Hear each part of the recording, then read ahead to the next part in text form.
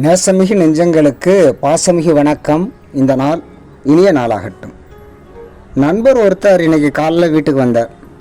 அவர்கிட்ட பேசிகிட்டு இருக்கும்போது ஜூலை 27 அப்துல் கலாம் ஐயாவோட நினைவு நாளாச்சு, அவர் பற்றி தகவல்கள் சொன்னால் சிறப்பாக இருக்கும்னார்.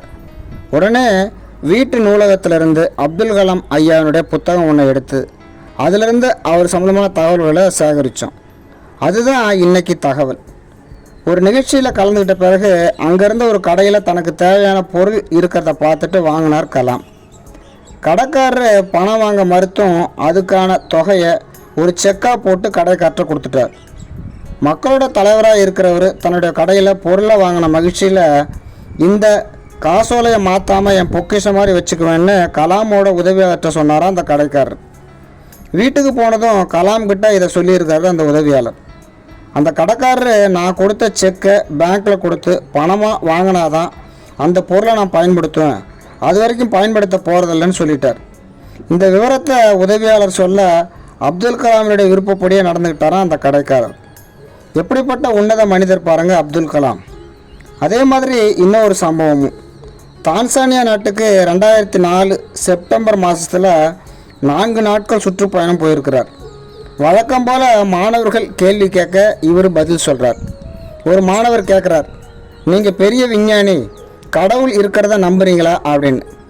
இந்த கேள்வி பலரையும் அதிர்ச்சிக்கும் வியப்புக்கும் ஆளாக்குச்சு. இது தொடர்பாக சில கேள்விகளை மாணவர்கள் நோக்கி கேட்டாராம் கலாம். பூமி தன்னைத்தானே சுற்றுது, அதுக்கு ஆகக்கூடிய நேரம் எவ்வளவுன்னார்.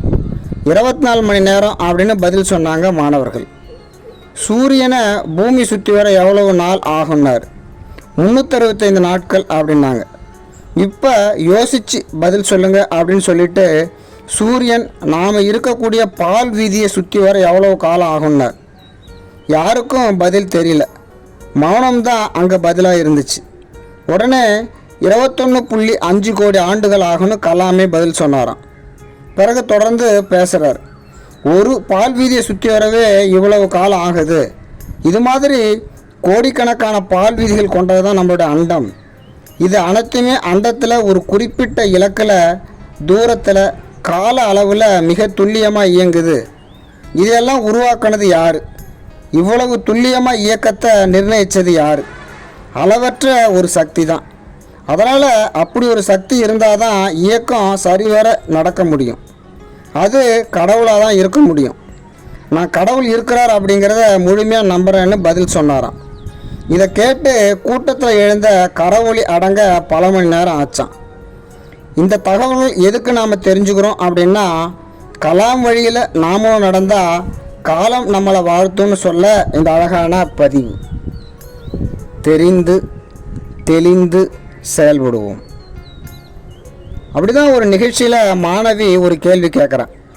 தேசத்தின் சிறந்த மூளைகள் வகுப்பறையின் கடைசி பெஞ்சில் காணப்படலான்னு சொல்கிறீங்க, இதை பற்றி விளக்கமாக சொல்லுங்கள் அப்படின்னு கேட்க, நான் கூட லாஸ்ட் பெஞ்ச் ஸ்டூடெண்ட்டு தான் அப்படின்னு கலாம் சிரிச்சுக்கிட்டே சொல்ல, அந்த மாணவியும் நான் கூட கடைசி பெஞ்சு மாணவி தான் சொல்ல, அங்கேருந்த கூட்டமே சிரிப்பலையில் அதிர்ந்து தான்.